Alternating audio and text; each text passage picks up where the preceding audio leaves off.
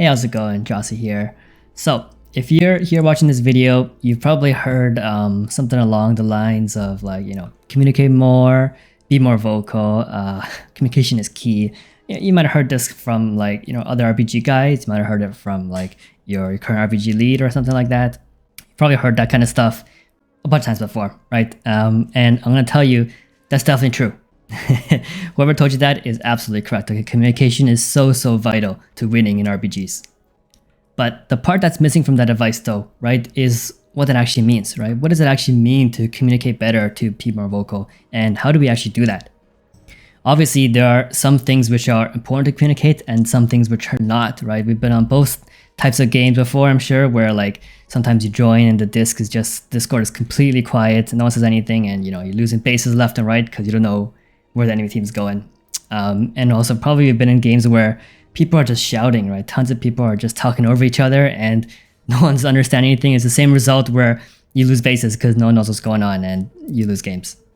So in this video, I'm going to be telling you what it means to communicate properly, how to communicate specifically as a healer in RPG situations.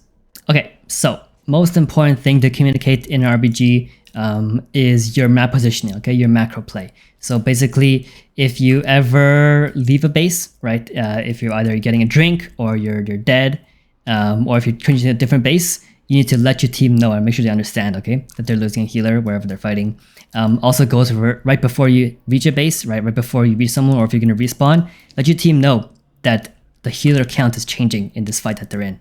Okay, the amount of healers in a fight is a very good indicator of who's actually going to win that fight or what's going to happen. Like if it's going to be a spin base, or if you're trying to wipe it out or just trying to hang on. Like what everyone needs to know, all the DPS and you as well need to know, is how many healers are in this fight. And that's why you gotta let people know whenever you leave or enter a base. In maps like Capture the Flag, your tank's gotta know if you're gonna be there, how long it takes until you're there. If your offense has any healers with them, like this is the most important information, right? Where you're gonna be. The second most important information that you want to convey to the team is your mana situation, right? So you need to, mostly for your other healers, you need to let your other healers know if you're running low on mana, right? And before you actually hit 0 mana, okay? Don't be like, oh, I'm now 0% mana. It's too late at that point, okay? Probably when you're around 30% mana, that's when you should be letting your healers know, like, oh, I'm running low on mana, right? And check, or listen to what your other healer's mana is at. And then from there, the three of you can decide on like a healing drink rotation, right? You always want to rotate your drinks. Like if you have 2 healers peel out at the same time for drinks, you probably lose the fight. It's over at that point, right? So you don't want that to happen. And that's why you got to go before you hit 0, right? If all 3 healers hit 0 and then you all go out the drink, you've lost.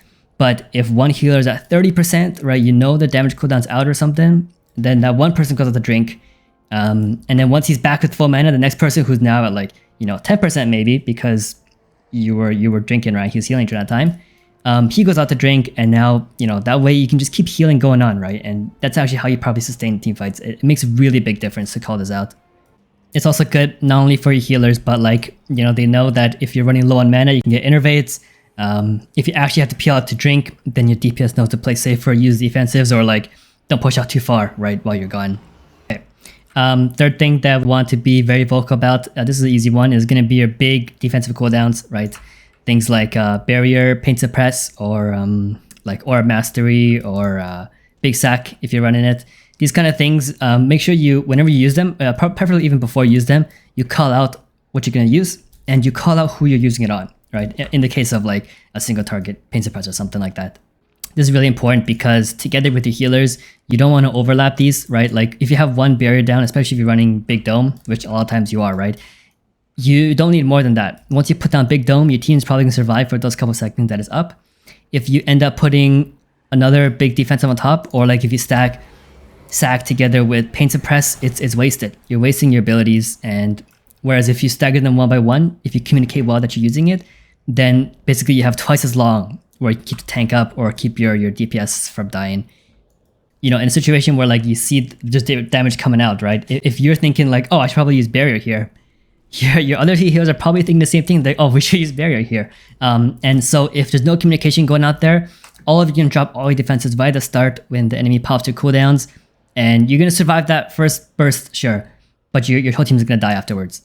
So be proactive about it, right? You see big damage coming out, you see wings pop out from a red, you'd be like, oh, I'm gonna use dome here first, right? And you drop your dome and you say, my dome is up, this is my dome. Which is also another important thing, because sometimes, you know, dome, you can't really tell whose it is if you're not paying attention. And then, you know, once this dome ends, then your team can be like, okay, next we'll use Order Mastery, right? And then keep the damage reductions going, keep the big cooldowns going, and that way you can actually win a long-term fight. All right, last thing I want to talk about here, the last final piece of important information that you want to be vocal about is your CCs, right? So you want to be calling out, also, once again, before you actually do it, right? You need to call out the CC that you're going to apply and who you're going to apply it to. You know, obviously, fears, incaps if you're not, you know, priest and everything like that, and saps, they break on damage, right? So like if you're gonna CC one of the healers and you don't call it out and you just fear them, or you blind them or something, like your team's just gonna hit them, right? Because they don't know, and it's not their fault, right? They don't know that they're gonna be CC'd, and they just break your CC and waste it. Or sometimes, you know, like if there's healers out and you're gonna CC them, like once again, your team is singing the same thing if you don't call it out. So you run up to fear them, and at the same time they get a polymorph. Obviously, double CCing one target is just a complete waste. So if you see opportunity to CC, if you see like two healers stacked up and you're speeding towards them, right, call it out, right? Tell them, hey, I'm gonna fear these two healers right here, and then boom, you drop your fear. That way people know to not hit them, to break the fear, and they know that they don't need to CC them. And it's also important because if your DPS know that the healer is being CC'd, or if a red with wings up is being mind controlled, if they know that, they can respond accordingly. Like they don't need to use as many defensive cooldowns, or they don't be scared of the damage. It's just really useful information for everybody to know. Okay, so to summarize, I believe there are 4 important things which I listed here that you want to be careful about being vocal about, right? This is the stuff that you always want to call out, right? Say it, you know, as much as you need to until your team actually gets, understands what you're doing and actually understood and heard you. There's definitely other things you should be calling out too, but definitely lower priority than these, right? And if you're new to trying to be vocal and communicating, these are things you try to focus on, right? Eventually, it's not bad to call out like the spells and purges, or if you potentially see a kill target, or your executes or anything like that, or like, you know, base spinning. There's tons of stuff that you can communicate about, but they're not as essential and important as these 4 things, right? So get these down, and already just by doing this is going to make you win so many more games. Like anyone who says communication is important, it's absolutely the most important thing in an RBG. So once again, the 4 things are: 1, whenever you enter or leave a base, right? So where you're going to be on the map. Number 2, your mana situation, if you ever need to drink or if you're already getting low on mana. Number 3, your big cooldowns, damage reduction, healing, whatever, things that keep your team alive so you don't stack them. And number 4, whenever you're going to CC an enemy and get them out of the fight. So yeah, just follow these 4 steps, right? Follow these steps, and no one's ever gonna tell you again to be more vocal or talk more or something. And yeah, I mean, you're probably gonna win more games. People are gonna want to play with you more. It's just a win-win situation in all cases. I just can't emphasize how important it really is. Yeah, so if you like the video, if you learned something, you know, throw me a like and subscribe. I have more content coming, so keep the lookout for that. Thanks so much for watching, and I'll see you next time. Bye.